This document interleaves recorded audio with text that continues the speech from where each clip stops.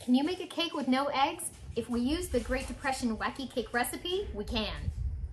Hello, fellow travelers, and welcome back, or welcome to the Biggs Homestead Kitchen. My name is Cynthia, and today we're making the Great Depression Whacky Cake. We're gonna make two versions, gluten-free and regular. So if you're ready, press the like button, and let's get to work. Here's a little sneak peek of the finished product. For today's cake, I've chosen the snickerdoodle recipe. And you know, honestly, I have tried the chocolate before when my boys were at home. I used to make this for them all the time, but I've never tried the cinnamon sugar one. So let's go. The science for a Great Depression Whacky Cake says that this will not work, but trust me, it does. I have all of my ingredients measured out. As always, I'm gonna use King Arthur cup for cup gluten-free flour, never sponsored, but always in love. Regular flour, I've got sugar, I've got cinnamon, oil. I'm gonna make two versions, a gluten-free version and a regular one, and there is the recipe if you wanna do a screenshot. And there's the back. Recipe is all over the internet. It's all over Pinterest, so go and find it if you don't want to do a screenshot of my crooked writing recipe. We've got greased pans, we've got vanilla, we've got water, we've got everything measured out, and we're ready to go.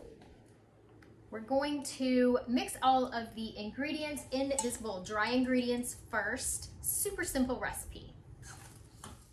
During the Great Depression, items like milk, butter, and eggs were rationed, and I could see Grandma getting creative in the kitchen trying to make a cake without them.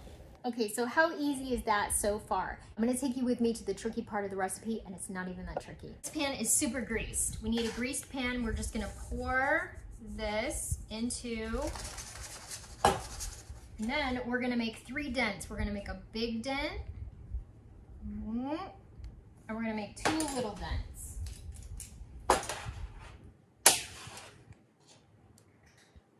Okay, in the big dent, we're gonna pour the oil. Very nice, very nice. And they said if it spills over or whatever, it's totally fine, don't worry about it. In the little dent, we're gonna put our vanilla. And I put a little bit more vanilla, but you know what? Who's counting? And then we're gonna put a teaspoon of apple cider vinegar in the other little dent.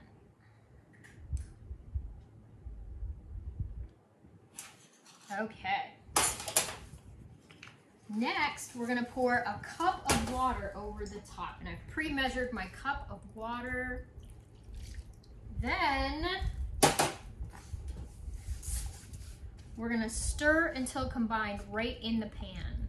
Feels kind of weird. This recipe is actually accidentally vegan. Is that a thing? The accidental vegan.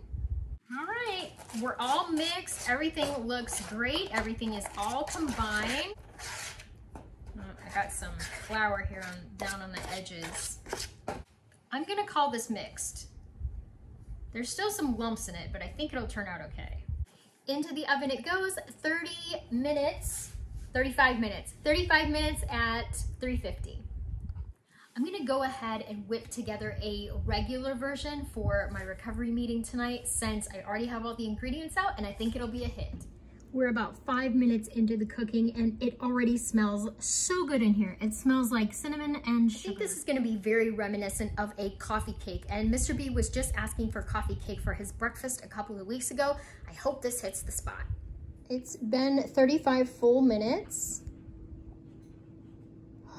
Look at that, amazing. And then the recipe says to sprinkle cinnamon sugar on the top. It gave exact measurements, which are on the recipe card. And what we're gonna do is we're gonna sprinkle it on while it's still warm and the sugar has a chance to melt just a little bit. In fact, I may even put this back in the oven just so it makes that crispy glaze on the top with sugar.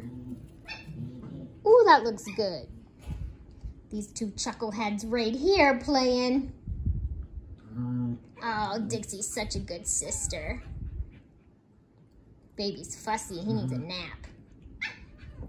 This is the gluten version at the 30-minute mark, and as you can see, we're not quite done yet. My fork is not clean. We're going in for another about 5 minutes, I think.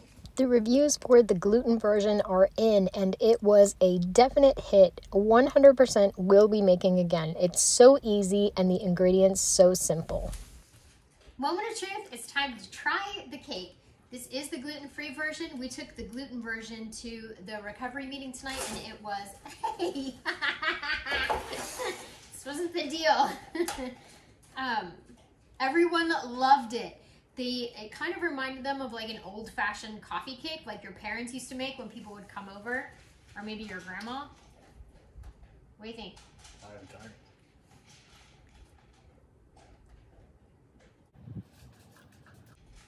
Not bad. It's got like really got some cinnamon and sugar, and it's really moist. It's good, super good. Sugar and spice and everything nice. It's delicious. Would make again? Oh yeah. Yeah, for sure.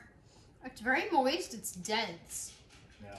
It's not really light and fluffy, but it's really delicious, and he's gonna have it for breakfast this week. Thank you so much for watching. Hope you got something out of the video. Let me know in the comments down below if you want to try this or if you have tried it.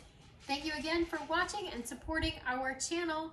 And remember, everybody, no matter where you roam, you can always find your way back home to the Biggs Homestead Kitchen. Bye-bye.